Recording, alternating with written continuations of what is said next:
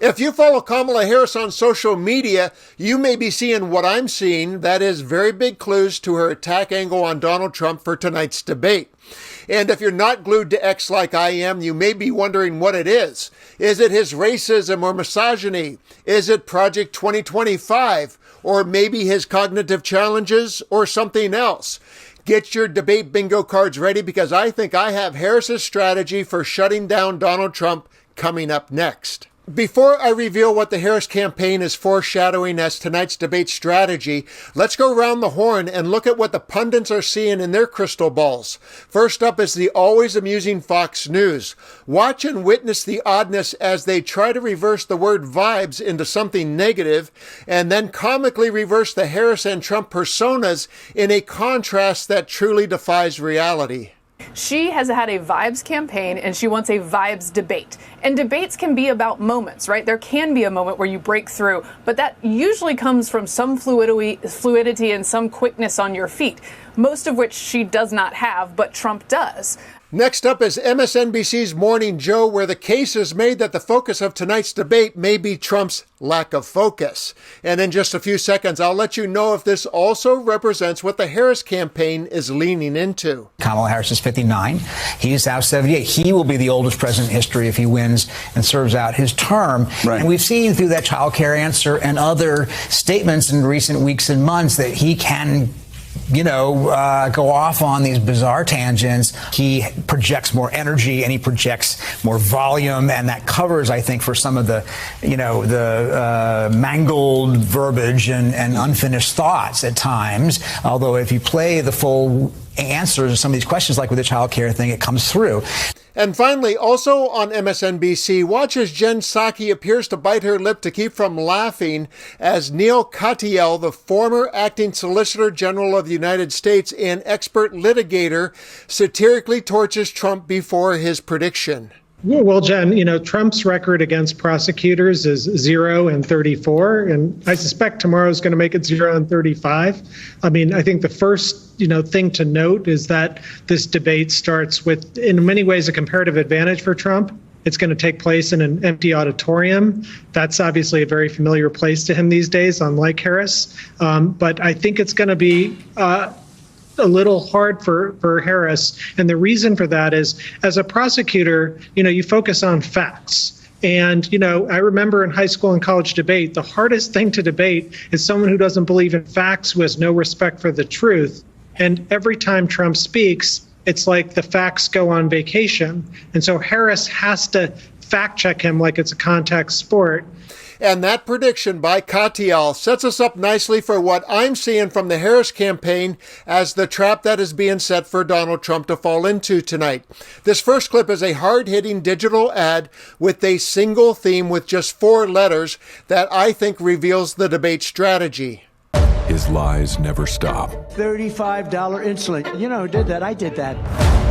Obviously not true. Here's Joe Biden signing that piece of legislation.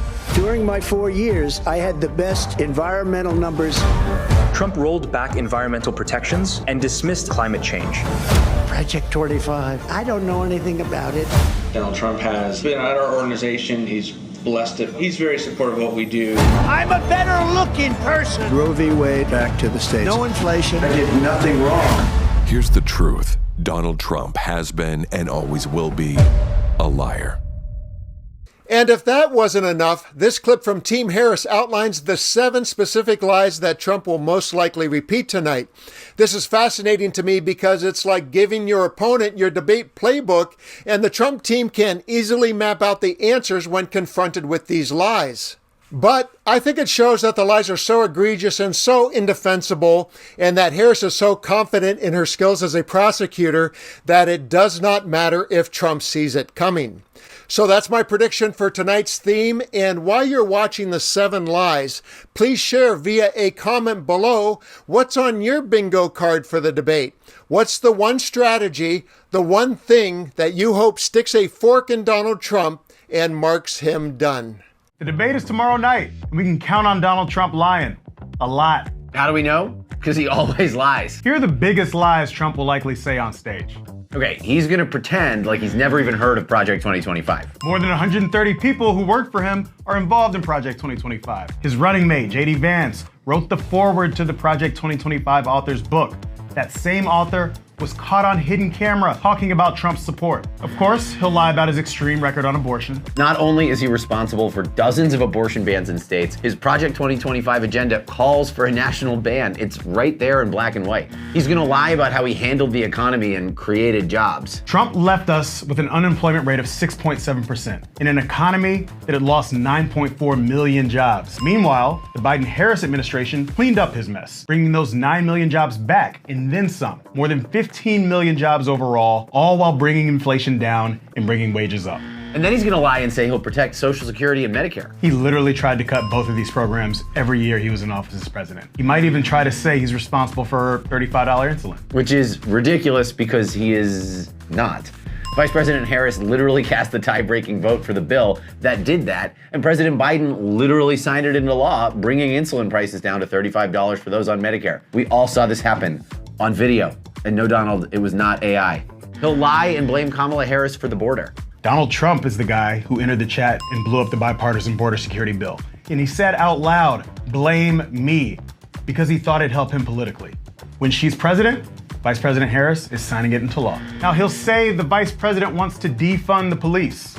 Vice President Harris cast the tie-breaking vote on the largest federal investment in fighting crime and public safety ever, and Republicans voted against it. She's a prosecutor, and she's taken on criminals and transnational gangs. Now, Donald Trump has never been good at budgeting, but his budgets repeatedly cut funding for police. And when he was president, homicide went up 30% from 2019 to 2020. And look, if I were a convicted felon, I'd want to cut police funding too.